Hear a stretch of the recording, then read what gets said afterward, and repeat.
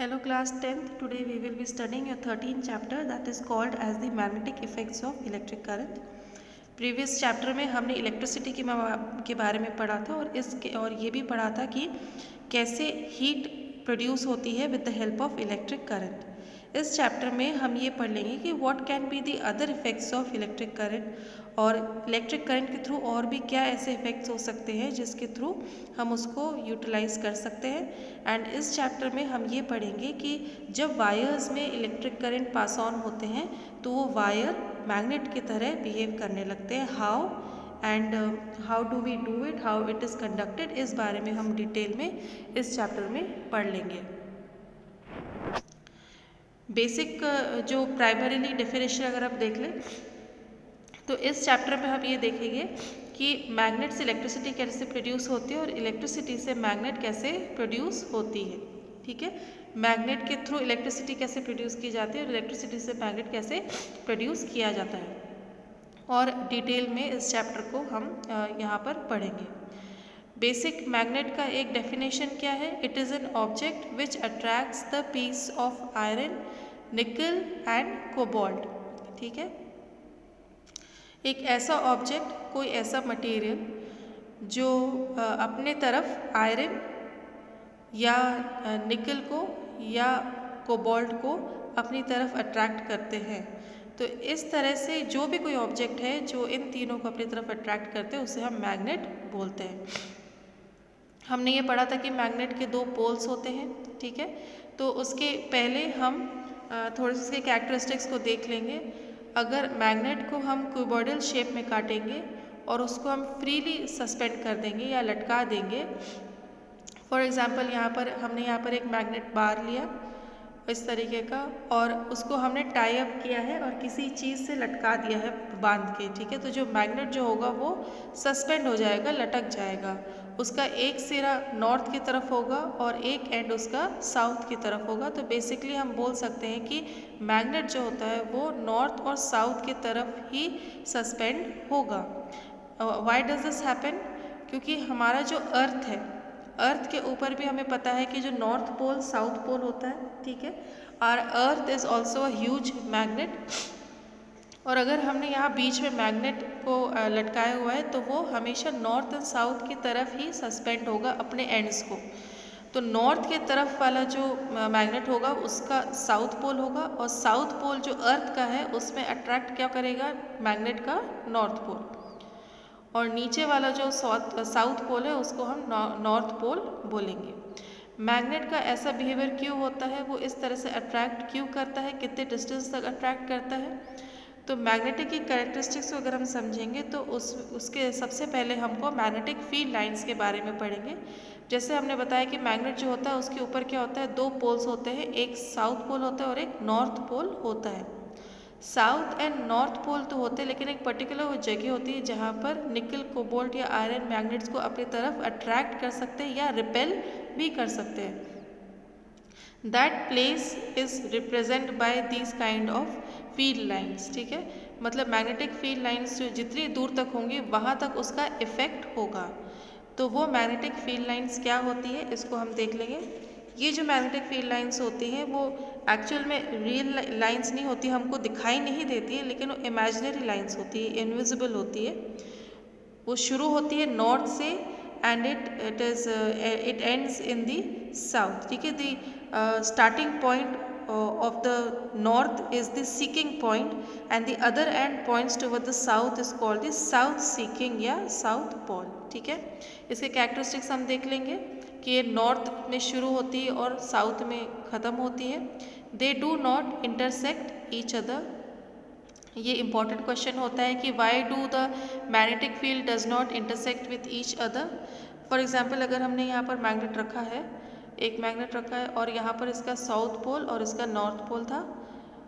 अगर मैं यहाँ पर एक कंपास बॉक्स रखा, फिर यहाँ कंपास बॉक्स रख, ठीक है, यहाँ पर कंपास रखा है जो साउथ और नॉर्थ को डिटरमाइन कर सकती है। ठीक है, तो ये इस तरह से यहाँ पर हम देख सकते हैं कि हर जो कंपास किसी न किसी डायरेक्शन में मूव कर रहा होगा। अगर वो किसी न किसी डायरेक्शन में मूव करता है तो वो एक लाइन को रिप्रेजेंट करता है, एक मैग्नेटिक फील्ड लाइन को रिप्रेजेंट करता है। अगर यहाँ पर ऐसा हो कि मैग्नेटिक फील्ड लाइन दूसरी होगी, उसके ऊपर कुछ और क्रॉस करके कट कर रही है फॉर एग्जांपल, तो जिस पॉइंट पे कट कर रही है, फॉर एग्जांपल इस पॉइंट पे कट कर रही है, तो इस पॉइंट पे जो मैग्नेटिक फील्ड लाइन को चेक करने के लिए जो कंपास रखेंगे, उसका जो डिफ्लेक्शन होगा वो एक ही डायरेक्शन में होगा। और यहाँ पर मैग्नेटिक फील्ड लाइन 2 डायरेक्शन में, तो ये पॉसिबल नहीं होती है तो कि एक कंपास 2 लाइन को शो करे, वो हमेशा एक ही लाइन की तरफ को शो करेगा। अगर इंटरसेक्ट करेगा तो मैग्नेटिक फील्ड लाइन एक डायरेक्शन में नहीं जाएगी, पर्टिकुलर डायरेक्शन में नहीं जाएगी, जिसकी वजह से मुश्किल हो जाती है। थर्ड कैरेक्टरिस्टिक्स होता है, जितना ज़्यादा ये मैग्नेटिक फील्ड लाइन जितनी एक दूसरे के पास होगी, उतनी ही ज़्यादा स्ट्रॉन्ग मैग्नेटिज्म होगी। More magnetism at a denser part of line. ठीक है, अब हम देखते हैं मैग्नेटिक इफेक्ट ऑफ करंट। यहाँ पे हमें इलेक्ट्रिक करंट से मैग्नेटिक इफेक्ट को प्रोड्यूस करेंगे कि इलेक्ट्रिक करंट प्रोड्यूस हो रहा है, उससे जो मैग्नेटिक इफेक्ट होता है, स्टार्ट होती है, उसे हम बोलते हैं मैग्नेटिक इफेक्ट ऑफ करंट। एक जो वायर होती है, एक वायर के अंदर अगर हमने देखा कि अगर एक करंट फ्लो किया है, फॉर एग्जांपल ये एक सर्किट है, इस सर्किट के अंदर अगर हमने इलेक्ट्रिसिटी प्रोड्यूस की हुई है तो यहाँ पर करंट फ्लो कर रहा है। तो किसी भी एक सर्किट के अंदर करंट फ्लो करता है तो उसके चारों तरफ एक मैग्नेटिक फील्ड प्रोड्यूस होती है, मतलब कि वो किसी भी मैग्नेट को अट्रैक्ट कर सकता है, वो वायर, उसके चारों ओर एक मैग्नेटिक फील्ड प्रोड्यूस होती है। ठीक है, इसका यही मतलब है कि करंट की वजह से जो मैग्नेटिक इफेक्ट प्रोड्यूस हो रहा है, या फिर किसी भी वायर में करंट की फ्लो होने की वजह से मैग्नेटिक फील्ड का प्रोडक्शन होता है, उसे हम मैग्नेटिक इफेक्ट ऑफ करंट बोलते हैं। ठीक है, मैग्नेटिक इफेक्ट ऑफ करंट क्या होता है? I hope you got the point.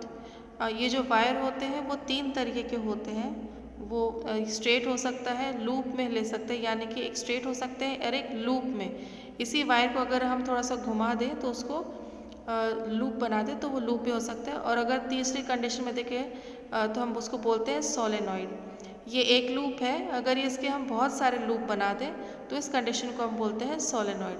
तो these are the 3 maximum conditions in which the wire are used for producing magnetic effect. सबसे पहले हम देख लेंगे स्ट्रेट वायर में कैसे मैग्नेटिज्म प्रोड्यूस होता है। तो सबसे पहली जो कंडीशन होती है स्ट्रेट वायर, उसे हम देख लेंगे। मैग्नेटिज्म जो स्ट्रेट वायर जो प्रोड्यूस होती है वो इस तरीके से होती है। फॉर एग्जांपल यहाँ पर एक वायर है, this is a straight wire, इस तरह से करंट फ्लो होगा। ठीक है, नीचे से ऊपर करंट फ्लो होगा और ऊपर की तरफ करंट फ्लो कर रहा है, तो जो हमारा जो मैग्नेटिक फील्ड है वो इस डायरेक्शन में होगी। बेसिकली हम उसको बोलते हैं कि वो मैग्नेटिक फील्ड आपकी एंटी क्लॉकवाइज डायरेक्शन में फ्लो करती है। इसको मेजर करने के लिए जो रूल यूज़ करते हैं उसे हम बोलते हैं राइट हैंड ग्रिप रूल, या फिर उसको बोलते हैं स्क्रू रूल भी बोलते हैं। इसको हम देखते हैं कि जो हमारा राइट हैंड होता है उसको जब हम क्लोज करते हैं तो जो आपको जो थंब होता है वो किसको रिप्रेजेंट करता है? The flow of electric current को रिप्रेजेंट करता है। तो आपकी जो फिंगर्स की जो डायरेक्शन होती है जहाँ पर वो क्लोज हो रही है वो किसको प्रेजेंट करती है? मैग्नेटिक फील्ड को रिप्रेजेंट करती है।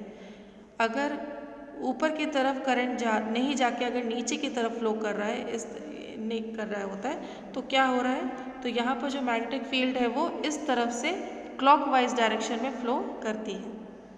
तो हमें रूट याद रखना है कि किस तरह से फ्लो को कैलकुलेट करना है।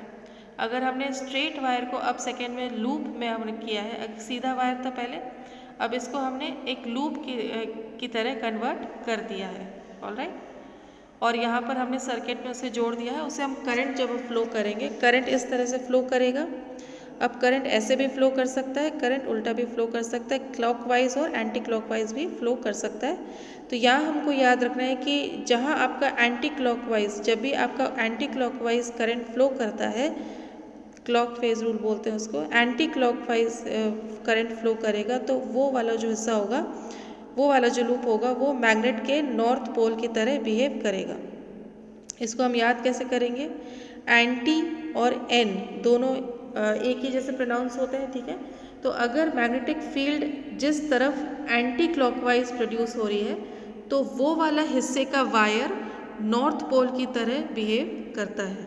ठीक है, जब जैसे एंटी क्लॉकवाइज यानी नॉर्थ पोल, अगर यहाँ और इस तरफ यहाँ बिल्कुल ऑपोजिट होगा, नॉर्थ को ऑपोजिट क्या होगा, साउथ पोल होगा। तो ये जो लूप वायर की कैरेक्टरिस्टिक्स होती है, अगर क्लॉकवाइज मैग्नेटिक फील्ड प्रोड्यूस हो रही है तो वो वाला हिस्सा वायर का साउथ पोल होता है। सोलेनॉइड में क्या होता है, यहाँ पर बहुत सारे लूप एक साथ प्रोड्यूस होते हैं। वहाँ ऊपर जो एक लूप है यहाँ पर बहुत सारे लूप्स हो गए हैं, ठीक है। फिर यहाँ पर अगर हम इसको बैटरी से लगा के उसको कनेक्ट अगर कर लेते हैं, इसके बाद में यहाँ पर अगर करंट फ्लो हो रहा है इस तरीके से, जो करंट फ्लो कर रहा है वहाँ पे हमें क्या करना है, हमेशा जो ये पूरा का पूरा जो वायर का लूप होगा वो किस पे कन्वर्ट होता है, पूरा कंप्लीट मैग्नेट में कन्वर्ट हो जाता है, ठीक है। पूरा जो एक जो लूप है वो मैग्नेट में कन्वर्ट हो जाता है। जो पोल डिसाइड करना है वो कैसे होगा, जो नेगेटिव टर्मिनल जो होता है लूप वायर में, नेगेटिव टर्मिनल जो लूप वायर में होता है और इस तरफ पॉजिटिव होता है, तो जो नेगेटिव टर्मिनल जो होगा वो नॉर्थ पोल की तरह बिहेव करेगा और जो पॉजिटिव टर्मिनल होगा वो साउथ पोल की तरह बिहेव करेगा। नेगेटिव का एन, ठीक है, नेगेटिव का एन नॉर्थ का एन हमको याद रखना है। यहाँ पर एंटी क्लॉकवाइज और एन नॉर्थ का एन याद रखना, ठीक है। जहाँ पर नेगेटिव साइड होगी सोलेनॉइड की वो नॉर्थ पोल की तरह बिहेव करेगा और जो सोलेनॉइड की पॉजिटिव टर्मिनल होगा वो साउथ पोल की तरह बिहेव करेगा। अब हम देखेंगे electromagnet. What do you mean by electromagnet? एक ऐसी मैग्नेट बनाएंगे हम जो बनाने वाले हैं जो आप कंट्रोल कर सकते हो, जिसका मैग्नेटिज्म आप कंट्रोल कर सकते हो। How can you do it? For example यहाँ पर हम एक लिखते हैं, एक सॉफ्ट आयरन लेते हैं। सॉफ्ट आयरन का पीस ले लिया, टुकड़ा ले लिया और इस आयरन के पीस के ऊपर एक पीवीसी लेड एक वायर को लगाना है, ठीक है। इसको सोलेनॉइड बनाना है। इसके बाद इसको अगर हम बैटरी से कनेक्ट कर देते हैं, इसकी जगह पॉजिटिव और नेगेटिव हमने टर्मिनल्स बना लिया और स्विच ऑन करके उसको करंट फ्लो करवा दिया और इस सोलेनॉइड वायर के अंदर ही इलेक्ट्रिसिटी फ्लो कर रही है। यहाँ पे हमें क्या करना है, एक मैग्नेटिज्म की फील्ड प्रोड्यूस होगी, ठीक है। पॉजिटिव वाला साउथ होता है और नॉर्थ की तरफ नेगेटिव होता है, ठीक है। तो यहाँ पर जो बीच में सॉफ्ट आयरन है ये मैग्नेटाइज्ड हो जाएगा। ये लोहे की तरह नहीं, सॉफ्ट आयरन की तरह नहीं, लेकिन पूरा मैग्नेट की तरह बिहेव करेगा। चाहे वो कोबाल्ट, निकल या आयरन हो, वो इससे चिपक जाएगा, अट्रैक्ट हो जाता है। किसी भी इलेक्ट्रोमैग्नेट के ऊपर हम मैग्नेटिज्म को कंट्रोल कर सकते हैं। जितनी बड़ी बैटरी होगी उतनी ज़्यादा मैग्नेटिज्म प्रोड्यूस होगा, जितनी बैटरी कम होगी उसके अंदर कम मैग्नेटिज्म प्रोड्यूस होगा। तो देखते हैं कौन कौन से फैक्टर्स डिपेंड करते हैं उसके मैग्नेटिज्म के ऊपर। पहला जो फैक्टर है वो है number of coil. What do you mean by number of coil? I think it is very easy. जो लेयर जो ये बन रही है, जो ये राउंड्स हम बना रहे हैं, लूप्स बना रहे हैं वायर की, that is called the coil. और जितना ज़्यादा ये कॉइल होगा उतना ज़्यादा उस मैग्नेटिज्म प्रोड्यूस होगा। उसके बाद है जितनी बड़ी बैटरी होगी, जितना इलेक्ट्रिसिटी प्रोड्यूस होगा उतना ज़्यादा मैग्नेटिज्म प्रोड्यूस होता है। जितना ज़्यादा पोल के बीच में डिस्टेंस होगा उतना कम ये मैग्नेटाइज होगा। जितना छोटा ये दोनों पोल्स के बीच में जगह होगी उतनी ज़्यादा मैक्सिमम मैग्नेटिज्म प्रोड्यूस होता है। These are the three factors of electromagnet and I hope you understood it। और नेक्स्ट पार्ट में हम बाकी के जो रूल्स हैं और बाकी के जो कॉन्सेप्ट्स हैं, एक मोटर है एसी का, वो सारी चीज़ें हम इस चैप्टर में जो बचे हुए हैं उसको हम पढ़ लेंगे। इलेक्ट्रिक मोटर बचा हुआ है, इलेक्ट्रोमैग्नेटिक इंडक्शंस बचे हुए हैं, तो वो वाली चीज़ें हम नेक्स्ट पार्ट में अच्छे से पढ़ लेंगे।